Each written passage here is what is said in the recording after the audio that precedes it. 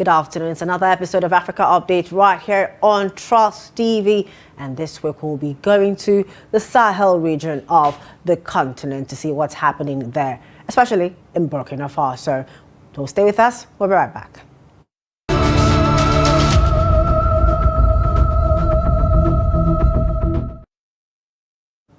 Welcome back. It's Africa Update on Trust TV, reaching you from Nigeria. And I'm your host, Chiamaka Nwafor. Now, before the break, I said we'll be going to Burkina Faso. There's been quite a lot happening in that country, the Sahel country of Burkina Faso. Now, as of May 2025, the Burkina Faso country has been gripped and remains gripped by a multifaceted crisis triggered by ongoing political instability. The military government led by Captain Ibrahim Traoré since the 2022 coup recently claimed to have thwarted another coup attempt in April of this year, now allegedly backed by terrorist leaders in Ivory Coast. This incident deepened internal military tensions and unrest in the capital, Ouagadougou. Now, just a few days ago, or maybe more recently, 2 days ago, the thousands of Burkinabés trooped out on the street in support of President Ibrahim Traoré. Here's a report. Thousands of people rallied in Burkina Faso's capital, Ouagadougou, on Wednesday in support of transitional President Captain Ibrahim Traoré. They were angry over remarks made by the head of United States' military in Africa, General Michael Langley.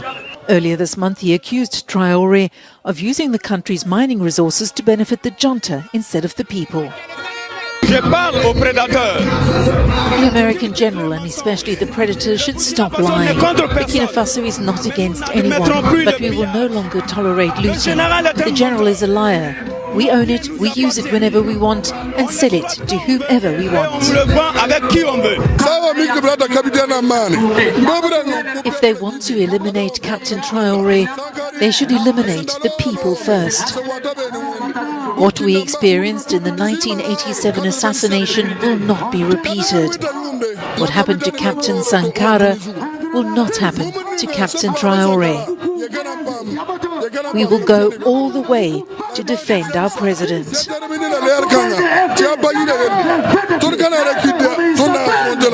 The rally comes days after the military authorities said they'd uncovered what they described as a plot to overthrow the government. Several members of parliament attended the gathering, including Prime Minister Jean-Emmanuel Ouedraogo. The time has come to never again kneel before the world.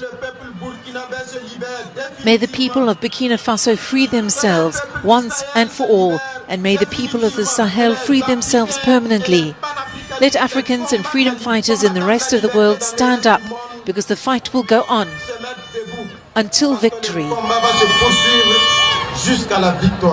Demonstrators came from across the country in what was the biggest show of support for the junta since Traoré seized power in a September 2022 coup. We see that the people, the Burkinabés, are very, very, very, very patriotic and in support of their president and military leader, Ibrahim Traoré. Now, joining me to further converse about the situation in Burkina Faso is Dr. Sam Amadi. He's the director of the Abuja School of Social and Political Thought. He's a lawyer and a public policy expert. Good afternoon, sir. Thank you for joining us on Africa Update today. Thank you and good afternoon. Thank you. Yes, he's joining us from Lagos State. Now, you've heard what the people have said. What's your take generally? Let's start from there on the situation in Burkina Faso, the coup and the attempted coup, everything that's happening right now. Well, first, I have to say that it's a dicey situation, a lot of anxiety around what may or may not happen. I mean, this is probably more than 2 or 3 times that we reported coup attempts on the president, on the leader of the junta. And we don't know what happened next. And so if these coup reports are true, and probably they are, it speaks to the level of perhaps status quo resistance that although he is popular with the mass support at the protests, but again, there are strategic, well-placed leaders or persons with reach within Burkina Faso, who probably does not want him to continue. Again, it points to a feature of contention and conflicts before perhaps the revolutionary movement fully overcomes the status quo, both internal and external resistance. So I think Burkinabes are now faced with a future of what may look like endless conflicts. We've gone this part before. We've got it after the independence wars. We saw some revolutionary in Congo. We saw a revolution across many of the West African and East African and other regional African regions. And the result was some seed of continuous conflict. So at a level, some analysis would say that we are seeing an attempt to reclaim sovereignty from what is generally perceived as Western imperialism. But at a different level, we also see a tendency of conflicts mutating. The fact that a government in an African country would be faced with continual, resistance against a melange of external and internal forces, directly trying to put it. So, and this is a poor country that also have all the economic leverages. And so the question then is, how well can it sustain this resistance, and how will it be able to, on one hand, sustain its existence, and on one hand, execute the required economic and social reforms to put Burkina Faso on the right path. So you can have two kinds of diagnosis and prognosis. One is that of hope that an African country is asserting itself and will prevail over imperialism. The other prognosis and diagnosis that an African country is being remeshed in a conflict and probably going to have a feature of conflict trap, poverty trap, reinforcing themselves again and again. Okay, so let's go back a bit to the attempted coup that seemingly took place last month. And the person who was supposed to, kill the president or sitting president was offered money by some country, presumably a Western country. Now, my question is, what is at stake? Why is there so much interest in Burkina Faso? Why will they want to take out Ibrahim Traore? What is his presence? What does it mean? I want to presume that the direction of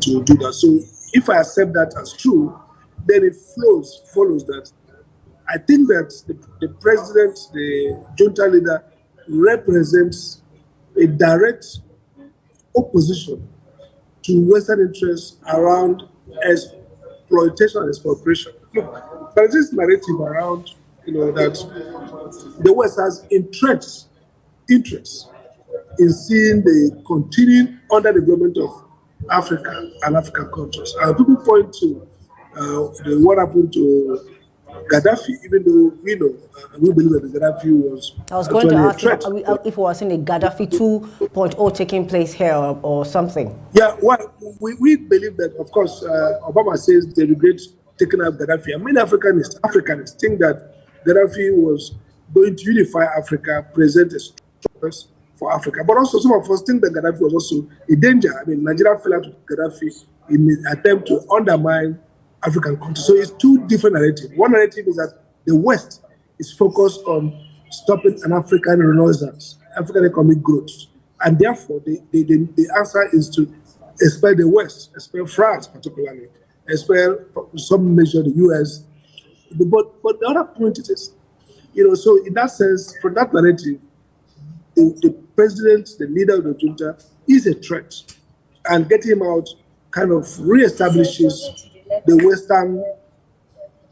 Western dominance. And that's a problem. We need to be clear, that this is a threat to status quo. And status quo has a vested interest in getting him out. We can see that some of the economic policies are not good for France and the colonial authority. Perhaps good to Russia.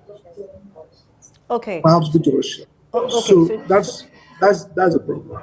So now, if the West, wants to take him out, where's Russia in this? Because Russia is, providing arms and providing, military support to help them fight whatever this is. Sorry, I didn't get that. The West is supposedly trying to kill the status quo. Is Russia not part of the West? Or is this now, we're using Burkina Faso to fight a proxy other war between two Western countries? Absolutely. That's really the confusing angle to this narrative. This is against Western imperialism. And this has been part of the African narrative, that we escape one captivity and get into another war. So immediately after the War of Independence, many African countries were brought into the socialist revolution as a counterpoint to capitalism, American-led capitalism. And the result was we became stooge to Moscow, the USSR. The Marxist regime, whether in Ethiopia, whether in Namibia, whether in across Africa, became a stooge, kind of following the proxy, the pattern that the West created for itself. The Eastern West, the Eastern Europe, Eastern Bloc. So we're kind of into a Cold War, where we had the West and the East, and then we didn't have authenticity, unlike East Asians, who are strategic and smart to pick and choose. And they remained with the West, but they were not African like largely. So what I see coming now is Africa is vacillating. So we move away from France and relatively America, and then we get stuck with China and Russia. And the Russian role, there's no transparency here. If you look at the projects Russia is getting into, Russia through the Wagner Group was also involved in the security structure.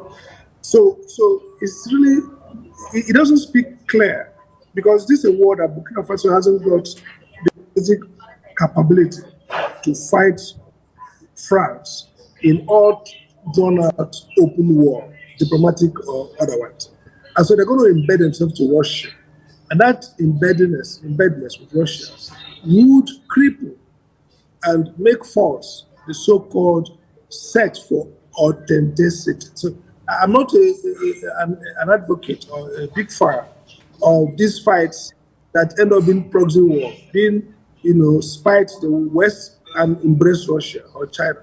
I would like to see an African leadership that is first sensible focus on the economy of Africa, engaging the world with smartness, protecting economic sovereignty, political sovereignty, without necessarily, getting dragged into a proxy war of major powers. So far, Burkina Faso, Mali, Niger, those who are, attempting to break out of ECOWAS, have not seen that level of sophistication. And again, not also descending to tyranny and dictatorship. The problem of this kind of, quote, revolution, it ends up becoming bloodbath at home. All kinds of arranged, staged, or even alleged coups leading to purging, creating, playing up established religious ethnic cleavages. We saw what happened with Burkina Faso under the former Thomas Sankara, a well-meaning, brilliant guy. We've seen with Lumumba in Congo. We've seen several examples. I want to suggest is that we should be very careful with what is emerging or unfolding in Burkina Faso. All right, now, so you mentioned Mali and Niger. Now, these three countries are the people who have left ECOWAS to form the Sahel states. However, are we expecting to see something like this in the other two countries of Niger and Mali? Maybe not to the extent, because those who have not been ideologically robust and muscular, they have been quite measured somehow. They are confederates in terms of pulling out of ECOWAS and perhaps relationship with against France. So maybe not the same measure. And again, what's going to define this war is resource, politics? Do they have the same resource? Are they kind of locking out France and looking towards Russia? Again, what may also help is that the current administration in America seems to be normalizing with Russia. So if that happens more extensively, maybe the US will have little or less incentive to smash Mali, Burkina Faso, or Russia, Niger because of going to Russia. Or they may do a deal and the Russians will flip in the US and leave out France. So options are, and therefore we might not see the level of heightening or elevating the rhetoric the way Burkina Faso, the leader of Burkina Faso, apart from the historical crisis with France, seem to also has his own different revolutionary fervor and maybe some deeper ideological commitment and investment in the ideological war that's going on in the world. So yes, they are in league, but not at the same level of radicalism. Okay, no, we see that Burkina Faso is actually plagued with security issues for a while now, going to at least close to about 10 years of this insurgency taking place in the country. About 40% of the country is being ruled by these militias. What's the way forward? Is there some way that this could be resolved either by conversation, or is it just full force military action that could help the country reclaim back its lands from these people and bring everybody back into one, ideology? Well, I think diplomacy is both is about leverage. Conversation is very important. Discussion is very important. And I think maybe realism that we can't continue to sustain this level of conflagration and conflict. So at some point, it'd be nice to have some good conversation, look for a negotiator or somebody who could be neutral, and be able together and be able to see how we can forge a common ground. I think really in the long run, this kind of conflict in an African country does not work well for the country's development. Part of why Africa is trapped in poverty and in the conflict trap. Why? Because just fresh from independence, many of these countries got blown away with revolutionary messaging and foreign faction fights, and it has bedeviled the continent. Even Nigeria, perhaps if we didn't have the coup military rule in the early 60s, we probably would be in a different spot, right, as we are. The same with Ghana. So this is really not good enough, and we need to continue to stress the need to come together. There are underlying reasons why this coming together will be difficult, but they're not insurmountable. And so I think that at any rate, diplomatic approach, conciliation, conversation, difficult conversations, and creating a consensus could be a way to look in the future, especially having African statesmen play key role to bring people together to ensure that at least, even if they're going to be radical change, but let there be, low level, let's degrade the intensity of the conflict in these countries. Okay, now a few weeks ago, or a few months ago, Burkina Faso decided to nationalize its mines. Now, realistically, actually, how will that impact the economy and security situation? Will that help? And how will it impact the economy amidst this insecurity? Because if 40% of your country is held by militias, how are you going to go there to enforce the nationalization of those mines? That's the problem. So two problems. One is, because the resource extraction, it's easy to nationalize and get Russia to send in thinker persons and you exploit and sell, maybe also to Russia, China, and others. They don't mind. But, the market is going to respond. The market is very hysterical. Once they hear nationalization, he introducing political risk into the market. And Burkina Faso, another country, Mali, Nigeria, would suffer reactions from the market in terms of divestment, in terms of degradation. And so they're going to suffer a little bit. The economy will, of course, they are a very poor country and their financial and economic outlooks are very bad. But it's going to dip it. Now, the point here is if the regime is determined to pull through, being an extraction, a primary producer, they're not industrial, they're not into service sector. So Western capitalist reaction might not damage them much as long as there is a buyer. So they can actually nationalize, explore, extract, and sell, export to China, Russia, and have their resources. But they won't be able to access international aids, they won't be able to support, and they'll be able to expand, industrialize the economy because the market will be very jittery and will kind of react by downgrading them, and there will be room for investment, except for Russia. They are playing a narrow corridor with Russia and China, out of being a primary producer. And maybe the argument has been that with all these years, this value is extracted, and France takes the bulk of the value addition. So even if we don't expand, even if we don't transform our economy, if we don't become industrialized, we can actually use this revenue to build infrastructure and help our people. So it's a choice. The argument here is, look, we better manage ourselves and deal with this poverty. So if being connected to the global market has failed us and has meant that France takes everything, so maybe we are content with taking charge of this primary produce, getting the revenue, and using it to build our capacity.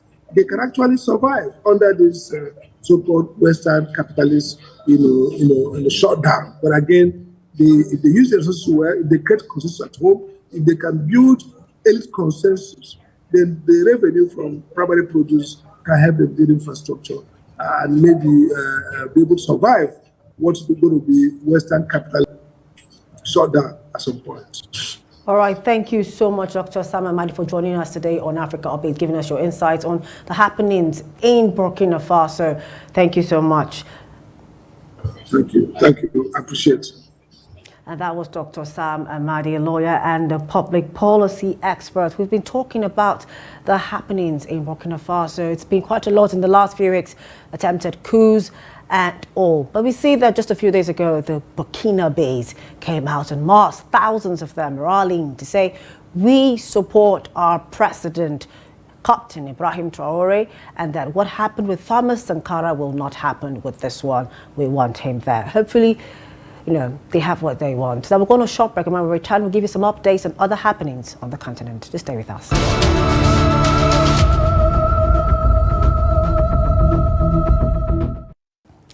Welcome back from that break. Now, before the break, we were looking at issues and happenings in Burkina Faso, what's taking place there. We had Dr. Sam Amadi speaking to us on that issue. Now we're going to other happenings on the continent, and we'll start over with Gabon.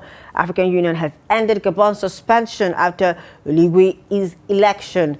Now, Gabon is back in the community of African states after nearly 2 years out in the cold. The African Union on Wednesday said that sanctions against Libreville had been lifted, reintegrating the Central African country into the bloc. The AU's Peace and Security Council said in a statement on X that it was convinced that Gabon's political transition Now, Gabon was suspended when General Brice Oligui Nguema took power after overthrowing President Ali Bongo in August of 2023. Now, in April, Oligui overwhelmingly won a presidential election where he was virtually unchallenged. The lifting of sanctions comes just days before Oligui's inauguration as president.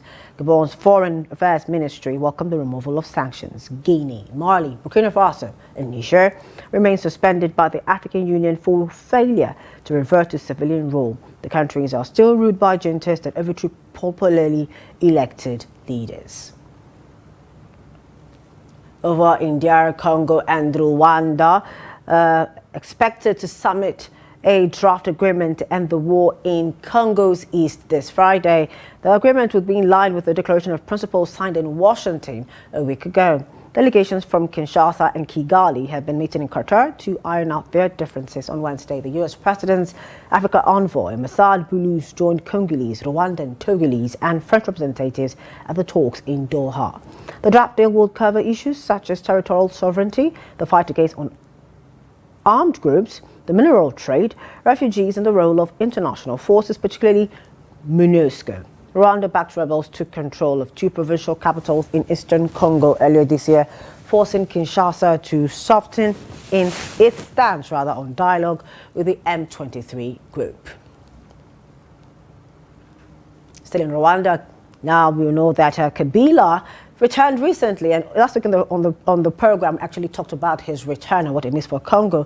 Now the country, Democratic Republic of the Congo, has taken a historic step by officially requesting the Democratic Republic of Congo is the immunity for former President Joseph Kabila, citing serious allegations including war crimes and support for armed rebellion. Justice Minister Constant Mutumba announced that the Congolese military prosecutor has submitted a formal request to the Senate to lift Kabila's immunity. As a former head of state, Kabila holds the status of Senator for Life, which currently protects him from prosecution. Authorities claim to have evidence implicating Kabila in war crimes, crimes against humanity, and the massacres of civilians and soldiers, particularly through alleged support for the M23 rebel group. M23 has been active in North Kivu, where its offenses have destabilized the region and displaced millions. Now, Joseph Kabila ruled the DRC from 2001 to 2019, left the country in late 2023 and has been residing primarily in South Africa. And just recently, he expressed a desire to return to the DRC to help in resolving the conflict. He has, however, denied all allegations leveled against him. And that's it on updates on what's happening on the African continent. Of course, that's all we have for you this week on Africa Update. For more of our programs, documentaries, and news, do want to follow us on our social media platforms and on our YouTube live stream. Same place, same time next week. I am Chiamaka Nwafor. Bye for now.